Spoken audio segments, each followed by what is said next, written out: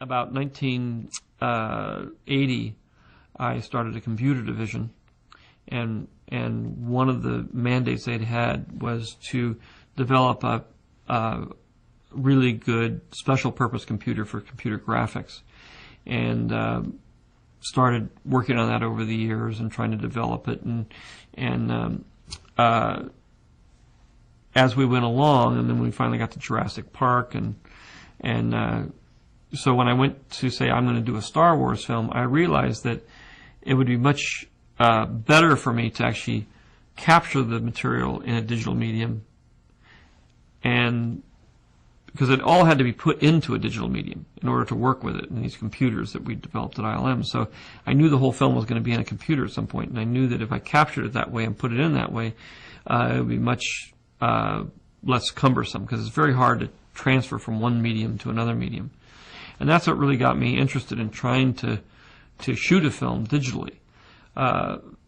We started working with Sony to develop these cameras and try to get them to develop in 24 frame and make them compatible with what we were doing with ILM.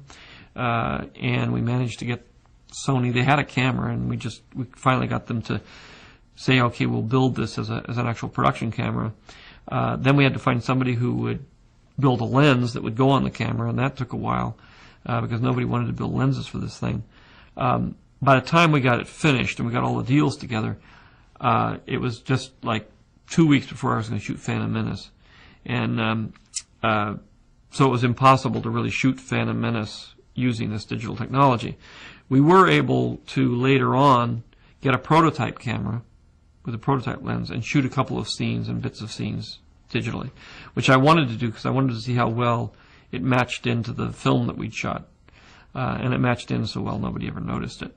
But that meant that I knew now that I had the cameras, I had the lenses, and I could shoot the next film completely digitally, and I wouldn't have to move back and forth between mediums, which was very important because digital is, I felt at that point, the quality was close enough to film that I wasn't going to end up with any less of an image. But the process itself is so much more malleable, so much easier to use, so much less restrictive, that it would give me a huge advantage in terms of the actual day-to-day process of making the movie. And it would save me a lot of money. I'm still, an independent filmmaker. I still pay for all my own bills, and I really have to be careful. I don't have the unlimited resources of the giant mega studios. I still have to sort of worry about where I'm going to get the money for my next film if the one I'm working on either goes over budget or doesn't do as well as I'd hoped. So that's always a factor. We're always trying to do it as the least expensive way possible. And digital really made a huge difference there. And then at the same time, I was able to transfer it into the computers, work with it, and then ideally show it digitally. The showing of it digitally, we started with Phantom Menace. We got into 4 theaters. And then I was hoping to be in a few hundred theaters 3 years later when we did Attack of the Clones, but we ended up in about 80 theaters.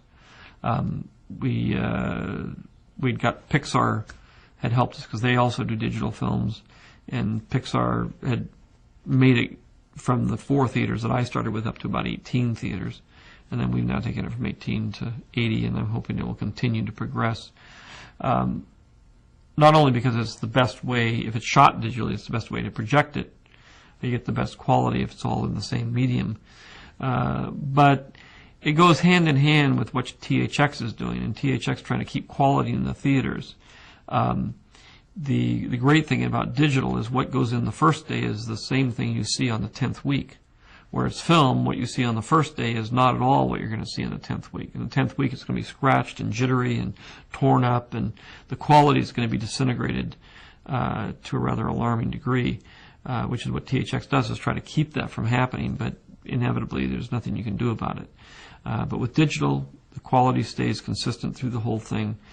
You don't get jiggle in the gate and the image sort of shaking around. You don't get the scratches and all those other annoying things that probably concerns filmmakers more than anybody else, but I do think it has a profound influence on the audience's enjoyment of the movie.